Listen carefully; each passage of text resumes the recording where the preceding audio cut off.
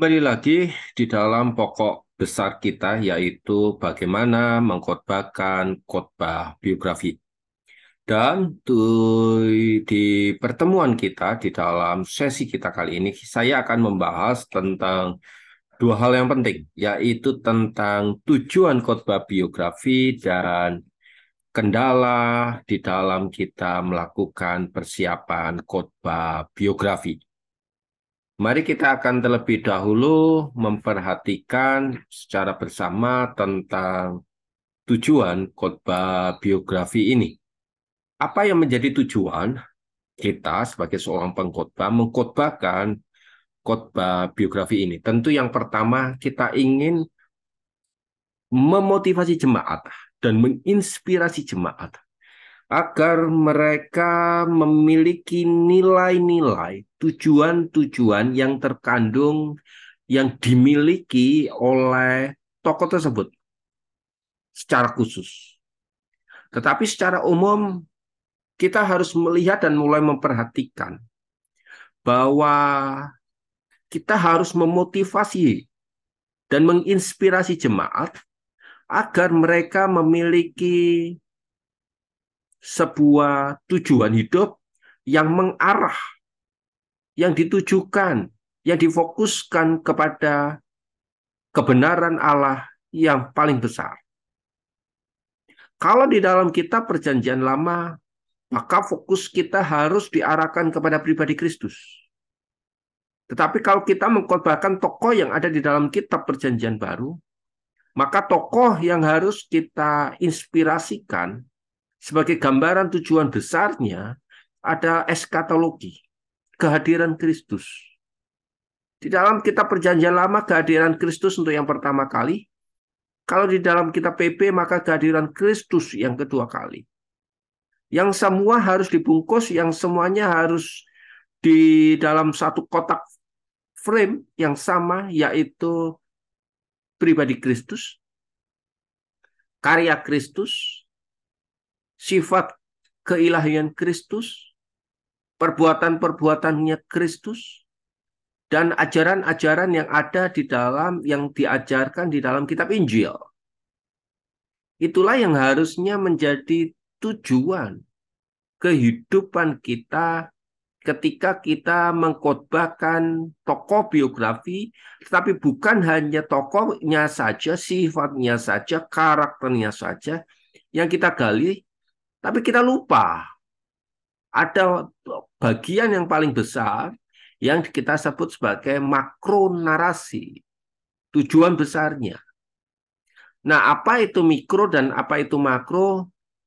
Di video-video saya sebelumnya sudah saya bahas.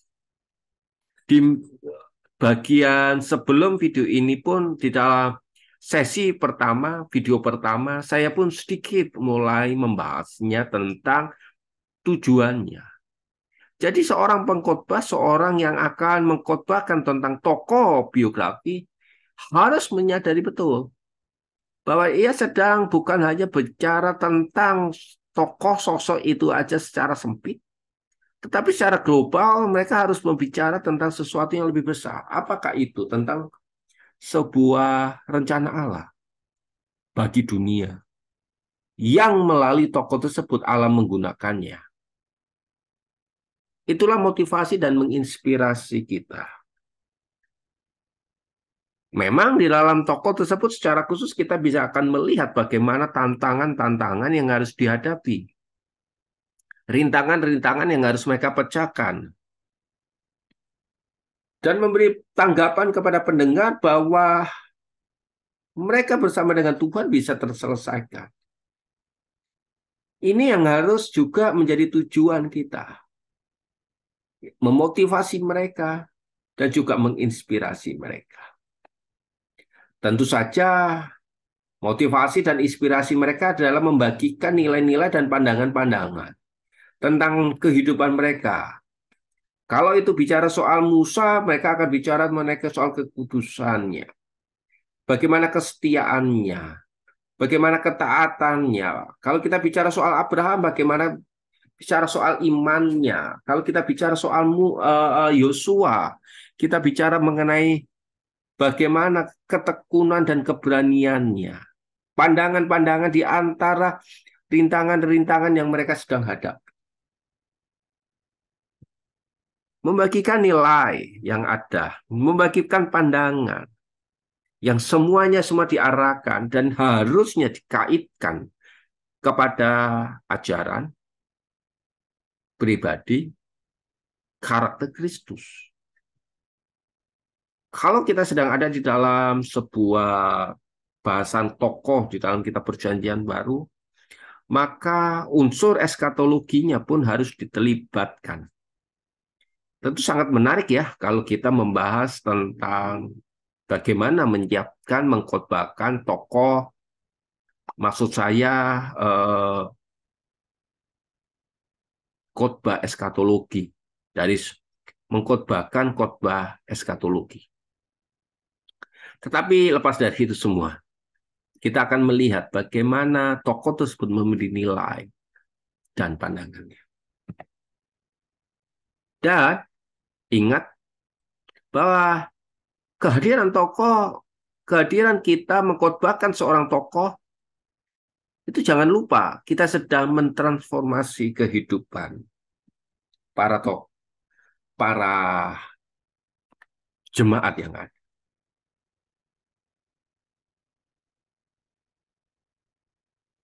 Bagaimana tokoh tersebut berjuang, mendorong dirinya untuk membawa sebuah perubahan sosial. Bagaimana mereka bisa menyelesaikan masalah-masalah tertentu yang sedang mereka hadapi. Dan bagaimana mereka sedang berjuang untuk membawa kehadiran Allah. Dan ini harus kita transformasikan di dalam mereka. Yang keempat, kita sedang berbicara mengenai otoritas dan kepercayaan. Ada keuntungan ketika kita sedang mengkhotbahkan khotbah biografi. Keuntungannya adalah para pendengar, jemaat, bukan hanya sedang melihat diri kita, tetapi mereka sedang melihat otoritas, tokoh yang sedang mereka dengarkan. Di mana Allah menggunakan, memakai tokoh tersebut menjalankan kehendak. Inilah keuntungannya sebetulnya. Mereka bukan hanya sedang melihat diri kita, tetapi mereka sedang melihat tokoh, tetapi juga melihat bagaimana otoritas Allah bekerja di dalam kehidupan mereka. Dan tentunya di dalam kehidupan kita. Hal ini, Bapak, Ibu, Saudara-saudari, rekan-rekan hamba Tuhan, membawa sebuah kecenderungan bahwa kita sedang bersama-sama berada di dalam satu jalur yang sama, di dalam tokoh tersebut. Karena otoritas Allah itu langsung nyata di dalam kehadiran tokoh ini. Yang nampak di dalam karakter-karakternya. Jadi inilah yang diuntungkan kalau kita sedang mengkhotbahkan tokoh biografi. Jemaat tidak hanya memandang kita, tetapi dia juga sedang memandang tokohnya yang sedang kita khotbahkan. Toh di awal di awal pembahasan kita ini sedang ngomongin orang, ngomongin tentang seorang tokoh. Nilai-nilainya, pandangannya, transformasi kehidupan, otoritas, kepercayaan ini membawa sebuah pengaruh, saudara. Pengaruh yang besar karena tokoh tersebut dipilih oleh Allah untuk menjalankan kepada sebuah hal yang lebih besar. Sebuah pertanyaan yang sering dilontarkan oleh jemaat ketika kita mengkhotbahkan tokoh tersebut adalah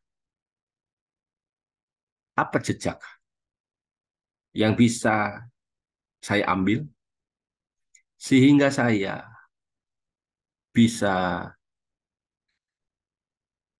berada mengikuti dengan Allah. Pengaruhnya yang besar dari tokoh tersebut tentu akan membawa motivasi dan inspirasi yang berbeda. Apalagi tokoh yang sedang kita bahas adalah tokoh Alkitab. Mungkin teman-teman berkata, kan tidak semua tokoh di dalam Alkitab punya kandungan karakter positif. Ada kandungan di dalam kehidupan mereka yang buruk. Nah, tokoh itu bisa menjadi pembanding kita agar kita bisa melihat sama-sama. Nah, ini yang akan menjadi sesuatu yang menarik kalau kita bisa menemukan sebuah pembanding dengan tokoh yang lain atau dengan diri kita atau dengan keadaan masa kini. Itu membawa sebuah pengaruh yang kita masuk di dalam sebuah kendala. Karena pengaruh itulah akhirnya kita melihat ada sebuah kendala-kendala yang sedang dihadapi ketika kita mempersiapkan biografi. Pertama, yaitu kurangnya penelitian kita. Di dalam tokoh itu ada sejarah waktu. Ada waktu panggilan, ada waktu dia berkarya, dan bagaimana dia menyelesaikan kehidupan. Sebagai seorang pengkhotbah, kita harus melihat tokoh biografi itu secara utuh. Tidak bisa kita batasi di dalam kurun waktu tertentu, di dalam pasal tertentu, di dalam ayat tertentu. Tokoh tidak demikian. Kalau tokoh dibatasi dalam begitu, maka akan muncul banyak pertanyaan di dalam diri jemaat. Kita harus mampu menjawab tokoh itu secara utuh. Tetapi kendala yang kedua, kurangnya penelitian adalah penelitian secara teologis atau hermeneutika. Kembali di dalam pokok besar permasalahan kita. Kehadiran tokoh tersebut apakah menjadi pendukung ataukah menjadi sentral? Apakah dia mengarah kepada mikronya saja atau dia mengarah kepada makronya saja? Yang Allah gunakan tokoh tersebut sebagai siapa? Substansi atau akurasi? Konteksnya bagaimana nih? Sehingga kita di dalam pembahasan khotbah biografi ini kita kurang sangat-sangat lemahnya di situ. Di dalam kitab Yosua, Yosua 7 ayat 1-26, ada seorang tokoh yang bernama Akan.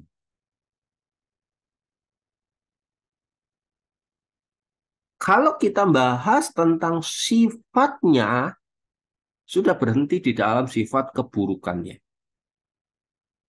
Tetapi sebenarnya akan mengacu kepada sebuah hal yang paling besar, yaitu tentang makronya, sifat-sifat keilahian Allah.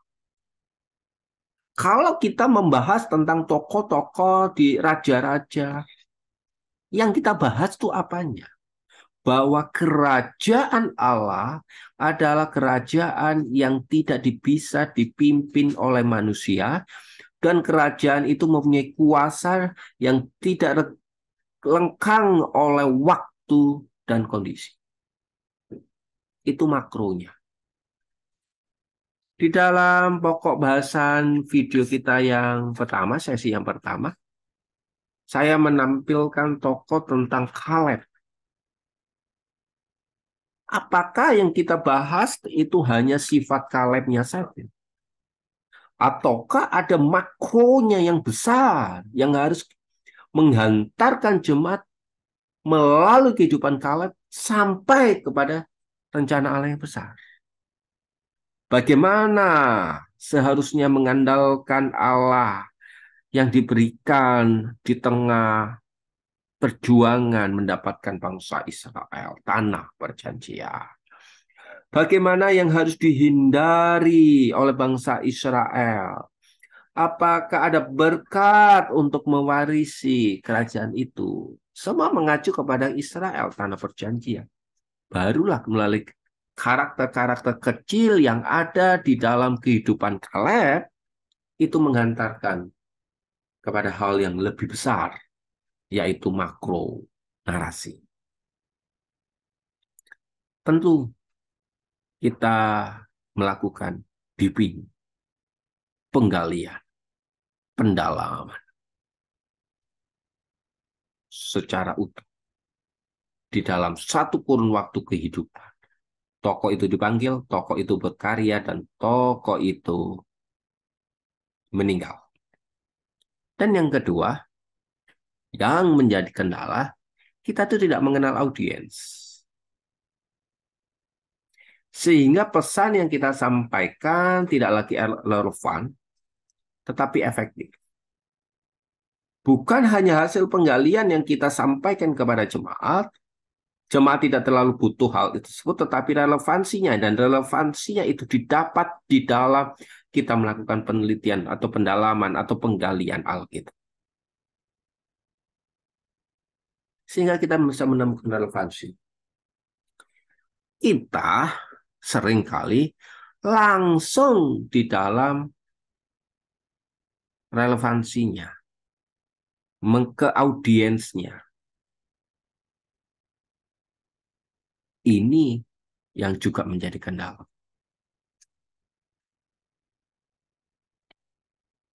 Memahami seorang tokoh yang 2000 tahun, yang puluhan juta tahun, pasti akan mengalami kendala. Kembali lagi di dalam kita mengenal konteksnya, mengenal bahasa yang digunakan, menggunakan kehidupan mereka. Ini kadang-kadang yang menjadi kendala juga. Hal-hal mana yang harus kita berikan kepada jemaat kita? Hal-hal mana yang harus kita hindari? Hal-hal mana yang wajib kita berikan? Hal-hal mana yang tidak perlu kita berikan?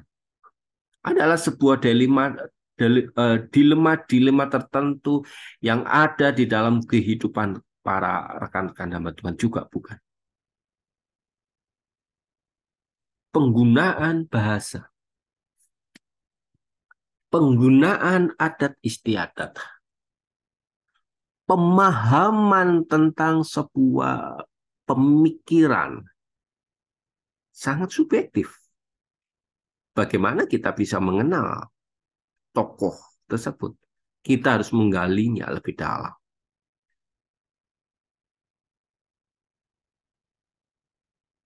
Selanjutnya, kehilangan fokus. Misal, kita membahas tentang seorang tokoh, tentang kesetiaan, tentang kesetiaan atau ketaatan. Tiba-tiba di dalam dukungannya, kita tidak membahas tentang ketaatan dan kesetiaan tokoh tersebut yang dihasilkan. Contoh Barnabas. Kita sangat sedikit menghasilkan latar belakang tersebut. Tetapi akhirnya kita tidak mencari kebenaran-kebenaran yang lain yang kita dapatkan tentang kehidupan seorang tokoh yang bernama Barnabas. Akhirnya kita menggunakan tokoh-tokoh yang lain, tidak berfokus. Tidak. Kalau itu kekurangan fokus, Bapak, Ibu, Saudara-saudari, kita harus larikan kembali kepada hal yang lebih besar, yaitu tentang makronarasi. Kita akan mendapatkan itu. Contoh yang sering, yang begitu sangat populer, yaitu Yabes. Kita kadang-kadang kehilangan fokus juga. Apa yang dibahas tentang Yabes? Yang dibahas antara kehidupan di mana Yabes mengalami masa penderitaan. Dan doanya. Lalu di dalam doanya dibuat per poin. Tapi kita lupa bagaimana Yabes tersebut teologi Yabes tersebut memandang tentang Israel dan Allah. Kita lupa. Berilah tanah otoritas, itu tanah tanah perjanjian. Lalu kita bicara itu soal berkat. Kita kehilangan fokus kalau sudah sampai ke sana. Tetapi relevannya adalah kita tahu bahwa Allah itu menyertai. Nah, ini juga yang menjadi kendala, yaitu hal emosi. Yang sedang kita khotbahkan adalah orang. Di dalam orang ada emosi. Kita tidak merasakan apa yang dialami oleh tokoh yang sedang kita bahas. Kita kehilangan atau saya sebutnya sebagai manipulasi emosi. Kita tidak bisa menyelami apa yang sedang dirasakan oleh tokoh tersebut. Di dalam kita mempersiapkan khotbah, kita tidak masuk di dalam konteks yang ada di dalam tokoh tersebut yang sedang kita bicarakan. Akhirnya yang kita tampilkan hanya bentuk logika. Sebetulnya banyak emosi yang muncul. Musa, Yeremia, Yesaya adalah tokoh-tokoh yang begitu sangat emosi ketika mereka sedang mengalami tekanan. Oleh sebab itu, libatkan Anda. Ternyata hari ini mengkhotbahkan khotbah biografi tidak mudah, ya. Kita perlu melibatkan emosi kita, masuk di dalamnya. Bagaimana mereka ada bersama dengan kita. Kita tahu betul apa yang sedang dialami. Mungkin cucuran air matanya Yeremia harus menjadi cucuran air matanya hidup kita juga. Melihat kondisi bangsa ini. Melihat kehidupan jemaat. Melihat kondisi gereja.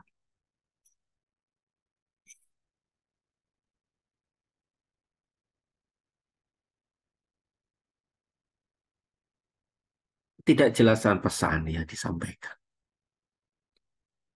Pesan apa yang akan kita sampaikan? Tokoh biasanya menghadirkan karakter. Orang yang penuh dengan Roh Kudus, orang yang setia, orang yang menjalankan kekudusan. Lalu dari tiga poin yang kita bahas itu mengerucutkah di dalam sebuah pesan yang ingin kita bawa?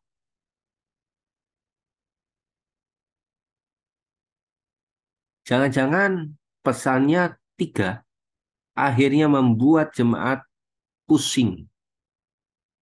Yang dibawa satu, waktunya kita 1 jam lebih, Mas. Tidak efektif, tidak efisien, karena kita tahu bahwa kita tidak sedang merancang sebuah khotbah yang sedang baik. Bah, ingat, karakter dari tokoh tersebut punya maksud untuk menghantarkan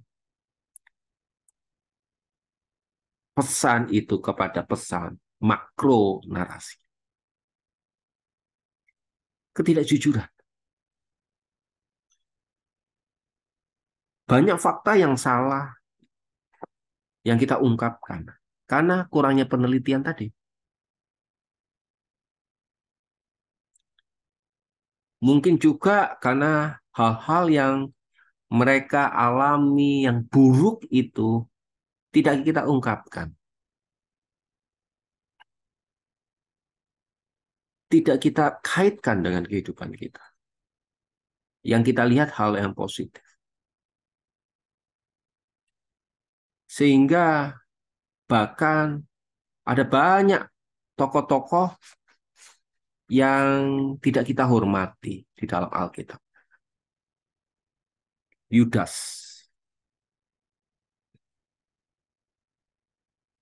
Penina, dan Hana.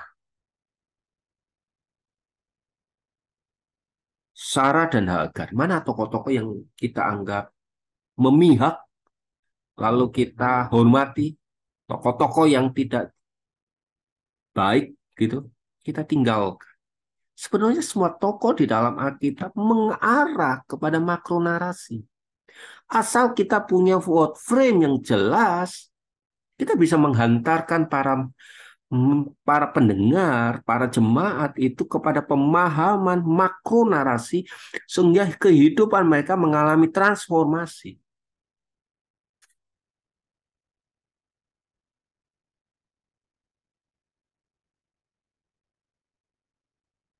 Bapak, Ibu, Saudara-saudari,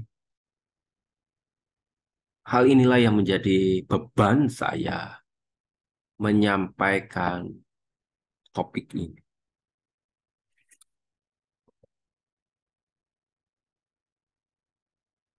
Banyak hal yang kita lewatkan sampai jemaat tidak menyadari keterlibatan mereka di dalam kehendak rencana Allah yang besar. Tokoh yang dipandang hanya sebatas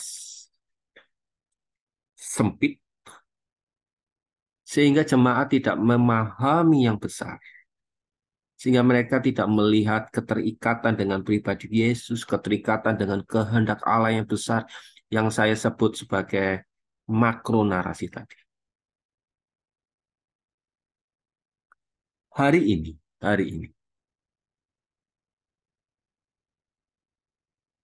mari kita memperlengkapi diri kita.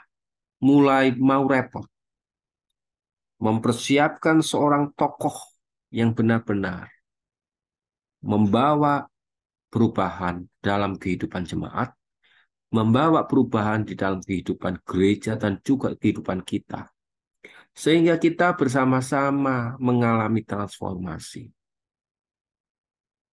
Baik ketika kita persiapan, ketika kita mengkhotbahkan, dan juga ketika kita ada di dalam kesamaan latar belakangnya.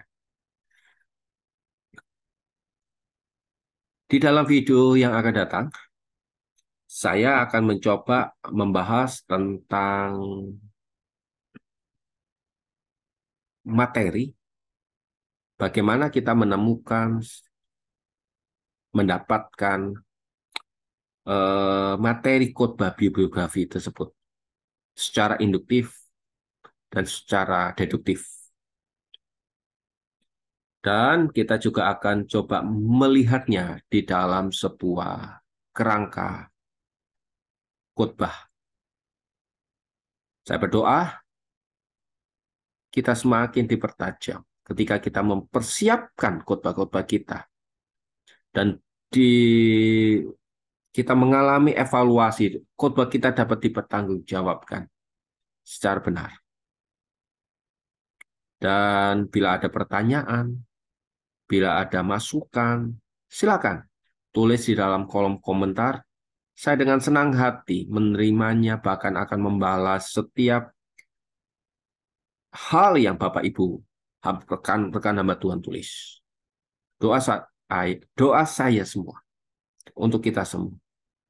Mari menjadi pengkhotbah yang bisa bertanggung jawab. Tuhan Yesus memberkati.